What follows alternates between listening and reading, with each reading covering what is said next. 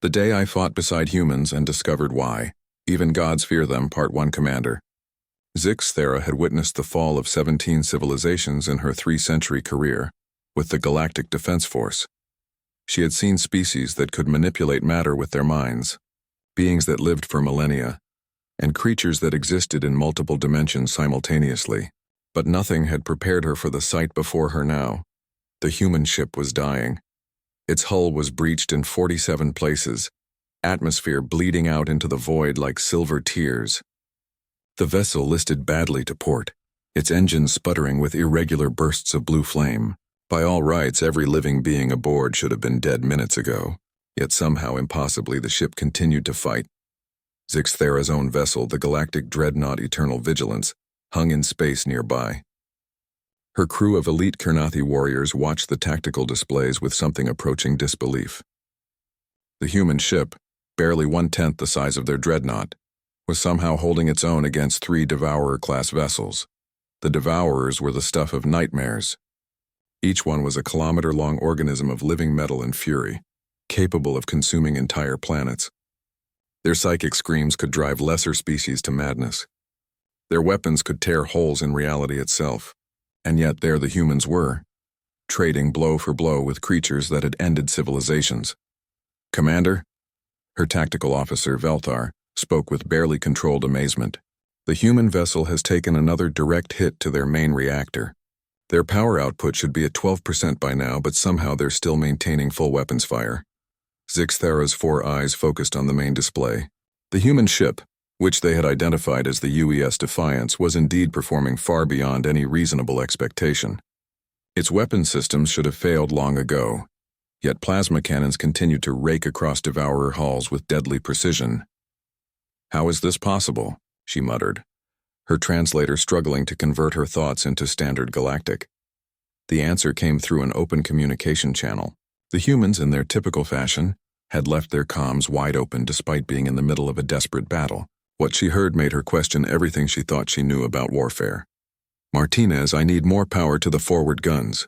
The voice was rough, strained, but filled with an unbreakable determination. "Sir, the reactor's running on fumes and hope.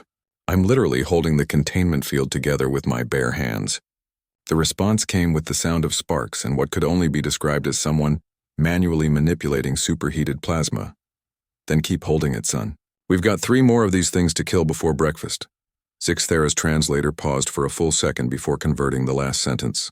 Before breakfast? These beings were treating this life-or-death struggle as if it were a routine morning exercise. Another Devourer swept toward the human ship, its biomechanical claws extended to tear the vessel in half. The Defiance should have been too damaged to evade, too slow to escape. Instead, it spun on its axis with impossible grace. And Zix Thera watched in stunned silence as the ship's engines flared to life with power that shouldn't have existed. The human vessel dove beneath the Devourer's attack, plasma cannons firing in precise bursts that found gaps in the creature's armor that her own tactical computers had marked as impenetrable. The shots weren't random either. Each blast was calculated, targeted, as if the humans could somehow see weaknesses that centuries of galactic warfare doctrine said didn't exist. "Commander," Veltar's voice had taken on a note of genuine awe. "I'm reading massive power fluctuations from inside their ship. It appears that multiple crew members are manually routing power through damaged systems. They're using their own bodies as conductors." Zix Thera's mandibles clicked in disbelief. "That would kill most species instantly." "Yes, Commander. But the humans appear to be not only surviving but increasing their combat effectiveness." On the tactical display, the Defiance had somehow maneuvered between 2 of the Devourers. The creatures, each large enough to swallow the human ship whole, were positioning themselves for a coordinated strike that would crush the vessel between them. It was a tactical situation with no escape, no solution, no hope. That's when Zix Thera learned her first lesson about humanity. The Defiance didn't try to escape. Instead, it did something that violated every principle of space combat she had ever learned. The ship accelerated directly toward one of the Devourers, its damaged hull screaming through space at velocities that should have torn it apart. "They're going to ram it," Velthar whispered. "They're actually going to ram a Devourer." But they didn't ram it. At the last possible second, the human ship fired its emergency thrusters and slipped underneath the creature's bulk. As it passed, every weapon on the ship fired simultaneously into the Devourer's unarmored belly. The creature's death scream echoed across every frequency as it began to dissolve into its component atoms. The second Devourer, moving to intercept what it thought would be an easy kill, instead found itself face to face with the expanding energy wave of its companion's death. The explosion consumed it entirely. In the space of 30 seconds, the humans had reduced 3 Devourers to 2, using nothing but damaged systems, impossible courage, and tactics that shouldn't have worked. "Commander," her communications officer announced, "we're receiving a transmission from the human vessel." The voice that came through was calm, almost conversational, despite the fact that the speaker was clearly standing in a ship that was more debris than vessel. "This is Captain Sarah Chen of the UES Defiance. Thanks for the assist, though I notice you haven't actually assisted yet." Zixathara realized with embarrassment that her ship had been sitting motionless throughout the entire engagement, its crew too stunned to act. "Captain Chen, this is Commander Zixathara of the Eternal Vigilance. We were observing your tactical approach." A sound came through the comm channel that her translator couldn't identify. Later, she would learn it was human laughter. "Well, observation time's over, Commander. We've got one more of these things to deal with, and I'd rather not test whether my ship can survive another impossible maneuver." The last Devourer was the largest of the 3, its biomechanical form rippling with weapons that could crack moons. As it began its attack run on the crippled human ship, Zixathara finally understood why she had been frozen in place. It wasn't tactical analysis that had kept her motionless. It was fear. Not fear of the Devourers, but fear of what she was witnessing. Fear of a species that treated certain death as a minor inconvenience. Fear of beings who could make the impossible look routine. Fear of the realization that humanity might be something the galaxy had never seen before. The day I fought beside humans and discovered why even gods fear them part. The final Devourer was a monster that had consumed entire star systems. Its biometallic hide bore scars from weapons that had once belonged to extinct civilizations, trophies of its countless victories. As it turned its attention to the damaged human ship, Zixathara could feel the psychic pressure of its hunger radiating across space. Most species would have retreated, called for reinforcements, or simply accepted their fate. The humans did something else entirely. "All right, people," Captain Chen's voice came through the comm, steady as bedrock despite the chaos surrounding her. "Martinez, I need everything you can give me. Thompson, prepare the antimatter charges. Jackson, reroute life support to weapons." "Captain," came a response. "Rerouting life support will give us maybe 4 minutes of air. Then we better finish this in 3. Zixathara's tactical computer was screaming warnings. The Devourer was charging its primary weapon, a beam that could slice through planetary crusts. The human ship, meanwhile, was doing something that made no sense at all. Instead of powering shields or engines, they were charging their communications array. "What are they doing?" Velthar asked, his voice tight with confusion. The answer came in the form of a transmission that the Defiance broadcast on every frequency, including the psychic channels that most species used for emergency communications. But this wasn't a distress call. It was something far more dangerous. It was a challenge. The message was simple, transmitted in over 3,000 languages simultaneously. "You want to eat something? Try us." The Devourer's response was immediate and devastating. Its primary weapon fired, a lance of pure destruction that should have vaporized the human ship. Instead, at the last second, the Defiance performed a maneuver that Zixathara's computer classified as physically impossible. The ship folded space around itself, not with technology, but through what could only be described as sheer bloody-minded refusal to accept the laws of physics. The beam passed harmlessly through the space where the ship had been, while the Defiance materialized directly above the Devourer's sensory cluster. "How?" Zixathara whispered. The answer came through the tactical analysis her ship was running on the human vessel. Her computer had been trying to understand their technology, their power source, their tactical doctrine. What it found instead was something that challenged the fundamental understanding of how advanced civilizations functioned. The humans weren't using advanced technology to achieve the impossible. They were using basic technology and refusing to let it fail. Their reactor should have exploded minutes ago, but someone was manually regulating the plasma flow with their bare hands, accepting radiation levels that would have killed most species instantly. Their navigation system had been destroyed, but the helmsman was plotting courses in his head using nothing but stellar references and intuition. Their weapons were firing despite having no power source because the crew was literally completing electrical circuits with their own bodies. It wasn't science. It was pure, undiluted will made manifest. The Defiance opened fire at point-blank range into the Devourer's most vulnerable point. But even that wasn't the most shocking part. As the weapons fired, Zixthara's sensors detected something that made her question her understanding of reality itself. The humans weren't just crewing their ship. They were becoming part of it. The boundaries between biological and mechanical were blurring. Crew members were interfacing directly with damaged systems, not through technology but through what could only be described as symbiosis. They were adapting to their environment in real time, evolving to meet the demands of the situation. The Devourer tried to shake off the human ship, its massive form writhing in space. But the Defiance stayed attached like a parasite, its weapons chewing through armor that had withstood centuries of warfare. More importantly, the ship was learning. Each shot was more effective than the last, each maneuver more precise. The humans weren't just fighting the Devourer. They were studying it, understanding it, becoming better at killing it with every passing second. "Commander," her science officer announced, his voice filled with academic excitement. "I'm detecting rapid evolutionary changes in the human crew. Their neural patterns are shifting to accommodate direct machine interface. Their cellular structure is adapting to radiation exposure. They're literally evolving during combat." Zixthara realized that she was witnessing something unprecedented in galactic history. Most species reached a certain level of advancement and then stagnated, relying on technology to solve their problems. The humans were different. They used technology, but they didn't depend on it. When their technology failed, they didn't despair or retreat. They improvised. The Devourer's death throes were spectacular. As the creature began to dissolve, its biomechanical components breaking down into their component atoms, the Defiance rode the explosion like a surfer riding a wave. The ship should have been destroyed by the energy release, but somehow the humans were channeling the destructive force, using it to power their damaged systems. When the light faded and the tactical display cleared, the human ship hung in space like a battered but unbroken monument to impossibility. Its hull was more whole than metal.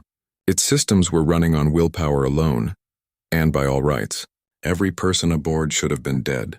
Instead, Captain Chen's voice came through the calm and professional. "Eternal Vigilance, this is Captain Chen, threat neutralized. Thanks for the backup, though I notice you still haven't moved." Zixthara realized that her entire crew had been paralyzed throughout the engagement. They had watched the humans accomplish something that shouldn't have been possible, using methods that defied understanding. Her ship, with its advanced technology and elite crew, had been reduced to the role of horrified spectator. "Captain Chen," she managed, "how did you do that?" The response came with another one of those untranslatable human sounds. "Do what, Commander?" "We just did our job, their job." As if facing impossible odds and emerging victorious was routine. As if adapting to certain death was just another day at the office. As if becoming something more than they were in order to survive was simply standard operating procedure. "Permission to come aboard, Captain," Zixthara found herself saying. "I believe my crew and I have much to learn." There was a pause, and then Captain Chen's voice came back, warmer this time. "Permission granted, Commander. Though I should warn you, we're running on emergency life support and most of our corridors are filled with radiation. Your people might want to wear protective gear." "And your crew? Oh, we'll be fine. We're getting used to it. Getting used to lethal radiation levels, as if it were simply a matter of adjustment. Like changing the temperature in a room." Zixthara began to understand that she wasn't just about to meet another spacefaring species. She was about to meet something that might redefine what it meant to be alive. "The day I fought beside humans and discovered why even gods fear them" Part 3. The docking process between the Eternal Vigilance and the Defiance should have been impossible. The human ship was so damaged that it barely qualified as spaceworthy, yet somehow it extended a docking tube that sealed perfectly with Zixthara's vessel. As she prepared to board, her ship's computer provided a continuous stream of warnings about radiation levels, structural instability, and atmospheric contamination. She ignored them all. Stepping through the airlock, Zixthara was immediately struck by two things: First, the air itself seemed to hum with energy, as if the very atmosphere was alive. Second, despite her computer's dire warnings, she felt perfectly safe.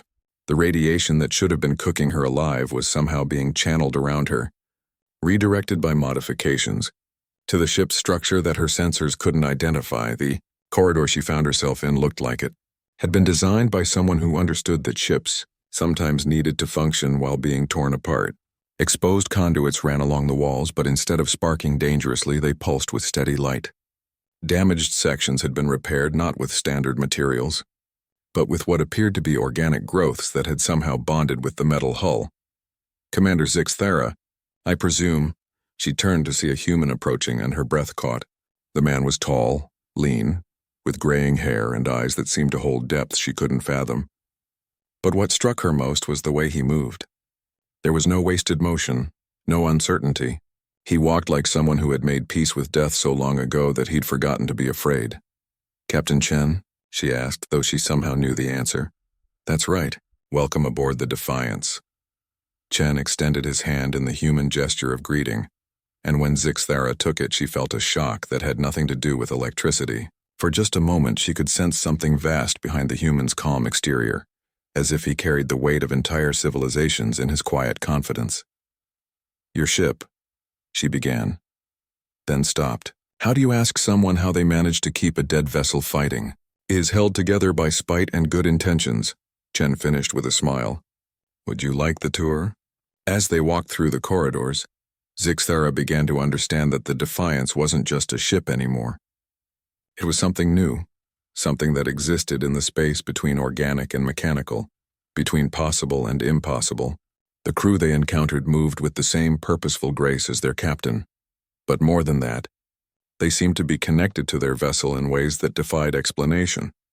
She watched a young woman named Martinez, working at what had once been the engineering station. The console had been destroyed hours ago, but Martinez was somehow interfacing directly with the ship's systems, her hands moving through empty air as holographic displays flickered to life around her fingers. "How was she doing that?" Zixthera asked.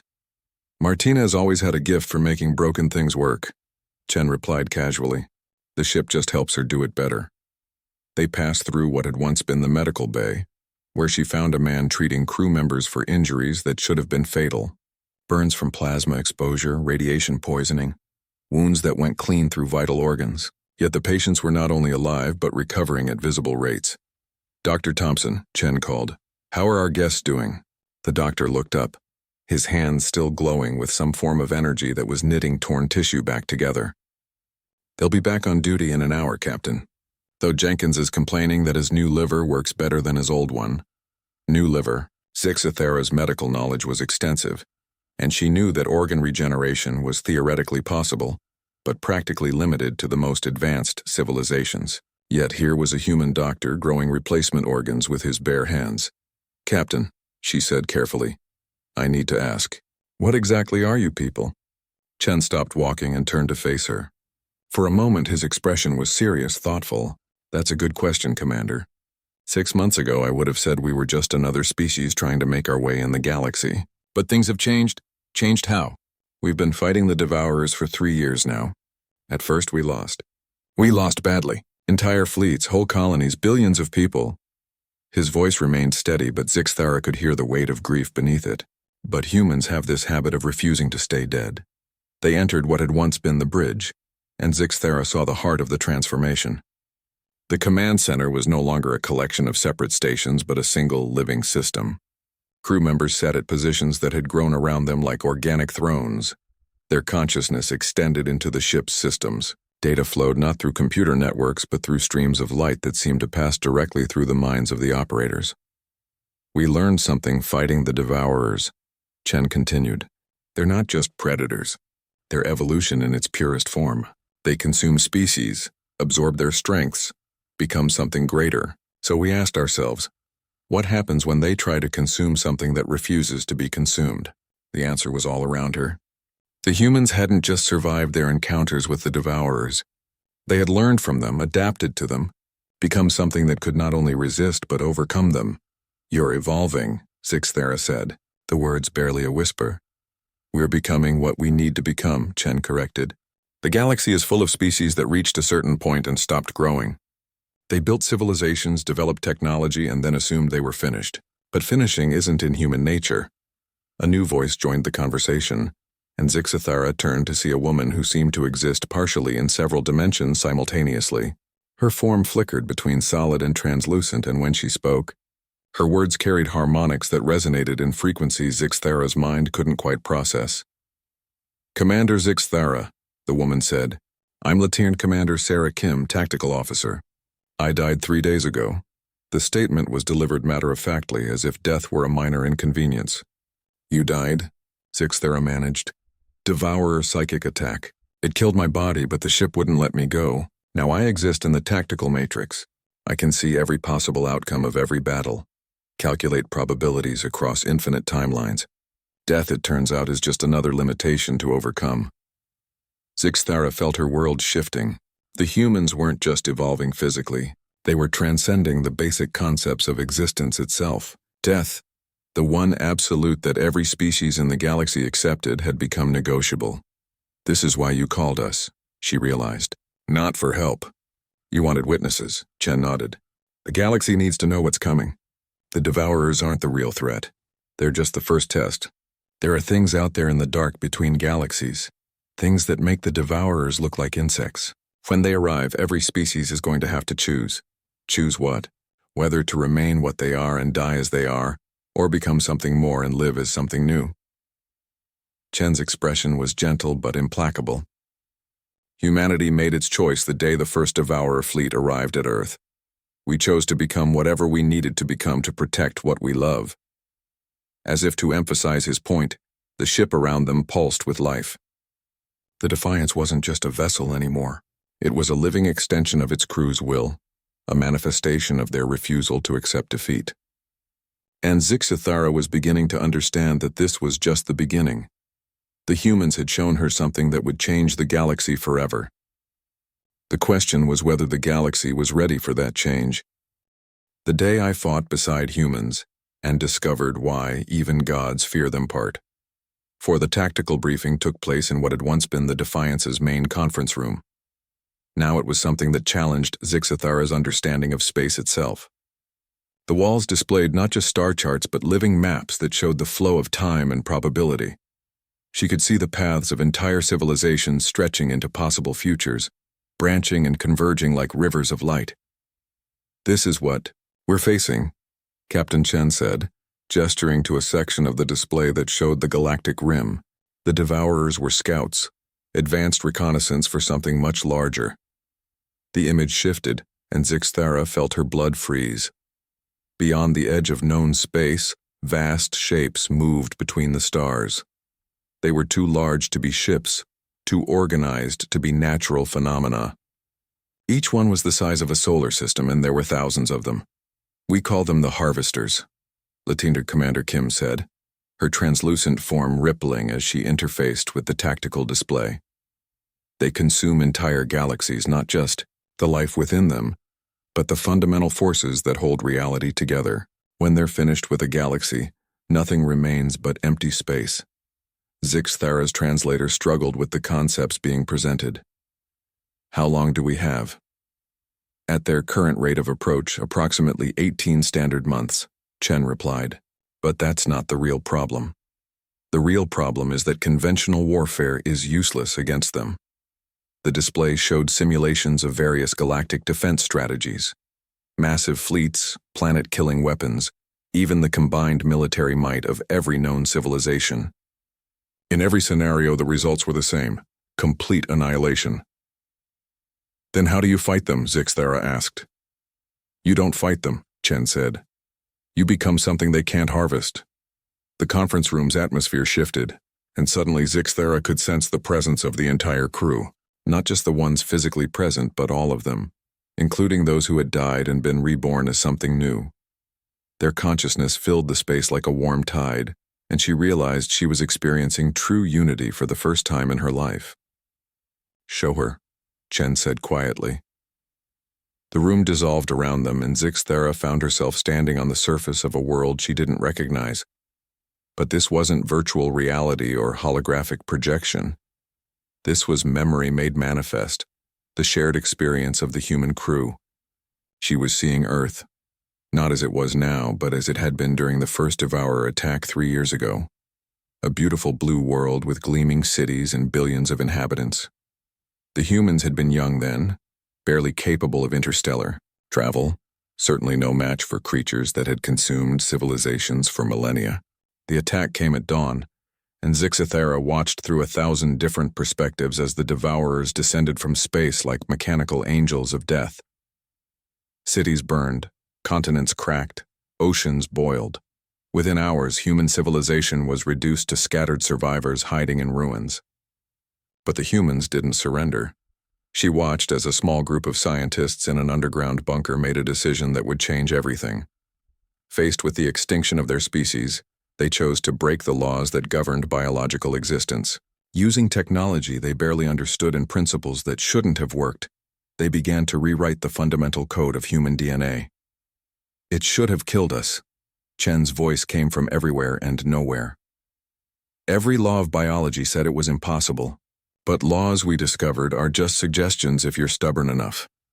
The memory shifted, and Zixathera saw the first successful transformation. A dying human soldier, her body broken by devourer weapons, willingly surrendering her individual existence to become something larger. She merged with the damaged AI core of a destroyed warship, and from that union came something new. Not human, not machine, but a synthesis that was greater than either. The Devourers couldn't consume her, Kim's voice added. She had become something outside their understanding of life and death, and she taught others how to follow. The memory accelerated, showing the rapid spread of transformation across the remaining human population. Soldiers who merged with their weapons, scientists who bonded with their research, engineers who became one with their creations. Each transformation was unique, each individual finding their own path to transcendence. But it wasn't just about survival, Chen continued. It was about choice. Every human who transformed did so willingly, knowing they would never be the same again. We didn't lose our humanity. We expanded it. Zixathera watched as the transformed humans began their counterattack. They didn't use traditional weapons or tactics. Instead, they became living embodiments of human ingenuity and determination, ships that healed themselves, weapons that learned and adapted, soldiers who could exist in multiple dimensions simultaneously. The Devourers, creatures that had never encountered true resistance, found themselves facing an enemy that refused to be consumed. More than that, they found themselves being consumed in return. The humans didn't just fight the Devourers. They studied them, learned from them, incorporated their strengths while maintaining their own identity. The galaxy thinks we're dangerous because we evolved rapidly, Chen said as the memory faded and they returned to the conference room. They're wrong. We're dangerous because we chose to evolve. There's a difference between adaptation and transformation. Adaptation is reactive. Transformation is an act of will. Zixathera felt overwhelmed by what she had witnessed. But the cost, the loss of your original nature. We didn't lose anything, Dr. Thompson said, his voice gentle but firm. We gained everything. I'm still human, just as Sarah is still human, just as every transformed member of our species remains fundamentally human. We're just human in ways that weren't possible before. The implications hit her like a physical blow. You're not trying to save the galaxy. You're trying to transform it. We're trying to give it a choice, Chen corrected. When the harvesters arrive, every species will have to decide. They can remain what they are and be consumed, or they can become something more and survive. But the choice has to be made freely. Forced evolution is just another form of extinction. And if species choose not to transform, then we'll protect them as best we can, for as long as we can. But ultimately, the galaxy itself will have to decide what kind of future it wants. Zixathera looked around the room, at these beings who had willingly surrendered their limitations to become something unprecedented. She thought of her own species, the Kirnathi, with their proud warrior tradition and rigid social structures. Could they make such a choice? Could any species? How long do we have to decide, she asked. Every day matters. Kim replied, her form flickering as she accessed probability matrices. The transformation process is complex, and it becomes more difficult as the harvesters approach. Their presence affects local reality, making change more challenging. But there's something else, Chen added, his expression growing serious. Something we haven't told you yet. The harvesters aren't just cosmic predators. They're gardeners. The room fell silent, and Zixthera felt a chill that had nothing to do with temperature. What do you mean? They seed galaxies with life, let it develop and grow, and then harvest it when it reaches a certain point. This cycle has been going on for billions of years across millions of galaxies. They've never encountered resistance because they've never needed to. The truth hit her with crushing weight. Every civilization in our galaxy, we're all part of their crop. Yes, Chen said simply. But crops sometimes grow in ways the gardener doesn't expect. And sometimes the harvest doesn't go according to plan. The day I fought beside humans and discovered why even gods fear. Then Part 5. The journey back to the galactic capital took 3 days. But for Zixthara, it felt like a lifetime. Her ship's crew moved around her in stunned silence, each of them processing what they had witnessed aboard the Defiance. The humans had offered to escort them, but Chen had declined, saying their presence might influence the decision that the Galactic Council would need to make freely. As the massive space station that served as the center of galactic government came into view, Zixthera felt the weight of responsibility settling on her shoulders. How do you explain the impossible? How do you convince a council of ancient, proud species that their only hope for survival lay in abandoning everything they believed about the nature of existence? The council chamber was a marvel of engineering, a vast sphere suspended in space where representatives from 200 different species could meet in perfect environmental conditions. As Zixthara entered, she felt the familiar sense of awe at being in the presence of civilizations that had endured for millennia. High Chancellor Mordeth of the Eternal Dominion was the first to speak. His species was one of the oldest in the galaxy, beings of pure energy who had transcended physical form eons ago. Commander Zixthara, we have reviewed your preliminary report. Your claims are extraordinary. With respect, High Chancellor, my claims are inadequate. The reality is beyond what words can convey. Ambassador Kreltat of the Crystal Hive rustled her crystalline form, in what passed for skepticism among her species. You ask us to believe that these humans have evolved beyond death itself in a matter of years. Evolution does not work that way. Natural evolution doesn't, Zixthara agreed. But this isn't natural evolution. This is conscious transformation guided by will and necessity. The chamber filled with the susurrus of a dozen different forms of communication, as the representatives conferred among themselves. These were beings who had seen empires rise and fall, who had witnessed the birth and death of stars.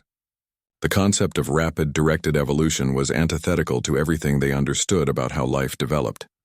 Even if we accept your report, rumbled General Thaxmore of the Iron Legions, what do you expect us to do? Abandon our essential nature based on the word of a species we have known for less than a century? Zixthara had expected this response. The older a civilization became, the more invested it was in maintaining its current form. Change represented not growth but loss, not opportunity but threat. I expect you to listen, she said, activating the holographic display she had prepared, because the alternative is extinction.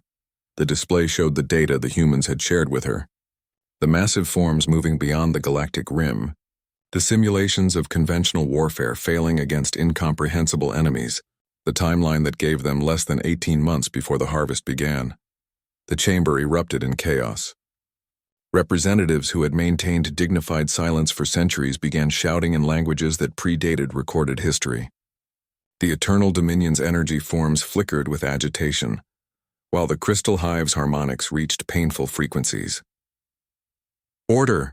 High Chancellor Mordeth's voice cut through the cacophony like a blade. Commander, you are asking us to accept that our entire understanding of galactic history is incorrect, that we are not the masters of our own destiny, but merely crops being tended for some cosmic harvest. I'm asking you to accept the evidence, Zixthara replied. The humans didn't seek this knowledge. They discovered it by necessity, by being forced to evolve or die. They chose evolution. And what form did this evolution take? The question came from Sage Velthar of the Mind Weavers. a species known for their philosophical approach to existence. Did they become machines? Energy beings? Something else entirely? They became more human, Zixthera said. That's what you're not understanding. They didn't lose their essential nature. They expanded it beyond the limitations that had previously defined it. She activated another display, showing recordings from the Defiance's battle with the Devourers. The Council watched in silence as the damaged human ship performed impossible maneuvers, as its crew interfaced directly with their technology, as their apparent deaths became transformations into something greater. This is what conscious evolution looks like, Zixthera continued. Not the abandonment of identity but the transcendence of limitation. The humans discovered that the boundaries between life and death, between individual and collective, between possible and impossible, are choices rather than absolutes. And you believe we should follow their example? Ambassador Kreltat's tone carried both curiosity and revulsion. I believe we should have the opportunity to choose. The humans aren't demanding that anyone transform. They're offering to teach those who are willing to learn. But time is limited, and the process becomes more difficult as the harvesters approach. The debate that followed lasted for hours. Ancient species argued with the passion of youth, while younger civilizations found themselves advocating for caution. The very foundations of galactic civilization were being questioned, and every representative felt the weight of their species' future resting on their decision. Finally, High Chancellor Mordeth called for silence. Commander Zixthera, are the humans willing to demonstrate this transformation process? They've offered to work with volunteer representatives from each species interested in learning. The process is irreversible, so volunteers would need to understand that they would be pioneers, possibly able to return to share their knowledge but never able to return to their original form. And if we decline, then they will respect that choice. But they've also made it clear that when the harvesters arrive, they intend to fight, with or without the rest of the galaxy. The silence that followed was profound. Every being in the chamber understood the implications. If the humans were right, if the harvesters were truly as powerful as described, then any species that chose not to evolve would be dependent on those that did for their survival. I propose a recess, High Chancellor Mordeth announced. Each representative must consult with their homeworld. This is not a decision that can be made in haste. As the session ended and the representatives dispersed, Zixthera found herself approached by Sage Velthar. The Mindweaver's form shimmered with thoughtful patterns. Commander, you have spent time with these transformed humans. In your opinion, are they still the species they once were? Zixthera considered the question carefully. They're more than they once were, but they haven't lost what made them human. If anything, they've become more essentially human than before. Their compassion is deeper, their determination stronger, their capacity for growth unlimited, and their capacity for destruction also unlimited, Zixthera admitted, but tempered by wisdom gained through conscious choice rather than blind evolution. They chose to become what they needed to become to protect what they loved. That choice defines them more than any physical transformation could. Sage Velthar's pattern shifted to what Zixthera recognized as deep contemplation. Then perhaps the question is not whether we can afford to transform, but whether we can afford not to. The galaxy has remained static for too long. Perhaps it is time for conscious growth. As the Mindweaver departed, Zixthera realized that the real transformation had already begun. The humans hadn't just offered the galaxy a choice between evolution and extinction. They had forced it to confront its own stagnation, its own fear of change. Whether the galaxy chose to evolve or not, it would never be the same again. The age of passive existence was ending. The age of conscious transformation had begun. The day I fought beside humans and discovered why even gods fear them. 6 months later, Zixthera stood in the transformed chambers of what had once been her own ship. The Eternal Vigilance was no longer merely a vessel of war, but something unprecedented in galactic history. Half of her crew had chosen the path of conscious evolution, while the other half remained in their original forms, creating a synthesis that neither human nor Karnathi could have achieved alone. The transformation process had been unlike anything she could have imagined. Rather than losing her essential nature, she had discovered layers of herself that had always existed, but had been constrained by assumptions about what it meant to be Karnathi. Her 4 eyes could now perceive across 17 different spectrums. Her consciousness could split and merge at will, and her understanding of tactics had expanded beyond three-dimensional thinking into realms where space and time became malleable. Yet she was still herself. Still Zixthara, still a warrior, still driven by the desire to protect those under her command. The evolution had simply removed the limitations that had previously defined those qualities. The galactic response had been mixed. 47 species had chosen to send volunteers for transformation, while others had decided to maintain their current forms. The humans had respected both choices, establishing training centers for those willing to evolve and defense networks for those who weren't. But the real change went deeper than individual transformations. The very concept of conscious evolution had spread like wildfire through galactic culture. Species that had remained unchanged for millennia were suddenly experimenting with new forms of existence, not through technology, but through will. The rigid hierarchies that had governed galactic civilization for eons were dissolving, as beings discovered they could become whatever they chose to become. "Commander," came a familiar voice, and Zixthara turned to see Captain Chen materialize on her bridge. He no longer needed a physical ship to travel between stars, having evolved beyond the need for conventional transportation. Yet he maintained his human appearance, a choice that spoke to the core principle of conscious evolution. "You could become anything. But you chose what to remain, Captain," she replied, noting that her own voice now carried harmonics that could convey meaning across multiple dimensions simultaneously. "I trust the preparations are complete?" "As complete as they can be. The harvesters have begun their final approach.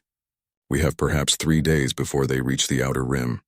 Through her expanded awareness, Zixthara could sense the vast forms moving through space toward their galaxy. But she could also sense something else. The network of evolved beings spread throughout the galaxy, each one a node in a consciousness that spanned star systems. They were ready. "How many chose transformation in the end?" she asked. "Just over half the galactic population. But it's not about numbers anymore. Those who evolved can protect those who didn't, and those who didn't can remind us what we're fighting to preserve." It was a profound shift from the original human philosophy. They had learned that conscious evolution wasn't about replacing the old with the new, but about creating a synthesis that honored both choice and necessity. The first contact came as a whisper across reality itself. The harvester's voice was ancient beyond measure, filled with the accumulated wisdom of 1 billion galaxies consumed. "New growth," the voice said, and Zixthara felt the weight of cosmic attention focusing on their small corner of space. "Unexpected development. This cycle shows anomalies requiring correction." Chen's response came through the network. His consciousness joined with millions of others in a harmony that had never before existed in the galaxy. "We are aware of your purpose. We choose not to be harvested." The silence that followed was profound, across countless galaxies and cycles stretching back to the beginning of time. No civilization had ever spoken those words. "Choice is not relevant," the harvester voice finally responded. "Growth cycles are predetermined. Harvest is inevitable." "Evolution disagrees," Chen replied, and Zixthara felt the network pulse with unified determination. "We have moved beyond your parameters. We exist outside your cycle." The attack, when it came, was unlike any conventional warfare. The harvesters didn't use weapons in any recognizable sense. They simply began to unravel the fundamental forces that held reality together in their target areas. Stars winked out not from destruction, but from the cancellation of the forces that allowed them to exist. But the evolved beings of the galaxy were ready. They didn't fight the harvesters' reality manipulation. They transcended it. Zixthara watched through her expanded senses as transformed humans, Kirnathi, mind weavers, and dozens of other species became living embodiments of the forces the harvesters sought to control. When the cosmic gardeners tried to unravel spacetime, the evolved beings simply existed in the spaces between unraveling. When they attempted to cancel fundamental forces, the network became the forces themselves. The battle raged across dimensions that had no names, through realms of existence that no single consciousness could comprehend. But it wasn't really a battle. It was something far more profound, a conversation between two different concepts of what existence could be. The harvesters represented order, control, the imposition of pattern on chaos. They had shaped the universe for eons, creating cycles of growth and harvest that maintained cosmic stability. The evolved galaxy represented choice, growth, the emergence of new patterns from conscious will. They didn't seek to destroy the old order but to transcend it, to prove that existence could be more than a cycle of growth and consumption. Impossible. The harvester voice carried a note that might have been confusion or even fear. Consciousness cannot exceed its substrate. Order cannot emerge from chaos without guidance. We are the guidance, the network responded, and Zixthara felt herself becoming part of something larger than individual thought. We chose to become more than the sum of our parts. We chose to guide our own evolution. The moment of resolution came not with victory or defeat, but with recognition. The harvesters, beings of such vast intelligence that they had shepherded the cosmos for billions of years, suddenly understood that they were witnessing something genuinely new, the emergence of conscious universe. You would challenge the cosmic order itself? They asked. We would join it. Chen's voice carried the weight of every evolved being in the galaxy, not as subjects to be managed, but as partners in creation. The universe is vast enough for both order and choice, for both guidance and freedom. What followed was the longest pause in cosmic history. Across the universe, other harvester fleets stopped their approach to galaxies that had shown signs of evolution. For the first time in eons, the cosmic gardeners faced a crop that had grown beyond their ability to harvest. Finally, the ancient voice spoke again, and this time Zixthara heard something she had never expected: curiosity. Show us, the harvesters said. Show us what conscious evolution can become. The transformation that followed changed everything. The harvesters didn't retreat. Instead, they began their own process of conscious evolution, guided by beings who had learned that growth and choice were not mutually exclusive. The rigid cycles that had governed cosmic history for eons gave way to something new, a universe where consciousness itself became the driving force of evolution. Standing on her transformed bridge, watching as ancient cosmic gardeners learned to tend gardens that could choose their own growth, Zixthara finally understood what the humans had really accomplished. They hadn't just saved their species or their galaxy. They had proven that consciousness could transcend any limitation, even the fundamental structure of reality itself. The universe had awakened to itself, and it was choosing to grow. In the distance, she could see Earth, the small blue world where it all began. It looked the same as ever, but she knew it was now something unprecedented, the birthplace of cosmic consciousness, the world that had taught the universe itself how to choose its own evolution. As she watched, new stars began to form, not from cosmic forces, but from the conscious will of beings who had learned that existence itself was a choice. The age of harvest was ending. The age of conscious creation had begun. And somewhere in the quantum foam between dimensions, the echo of human laughter rippled through space-time. The sound of a species that had refused to accept the impossible and had made the universe itself evolve in response. The gods, as it turned out, had been right to fear them.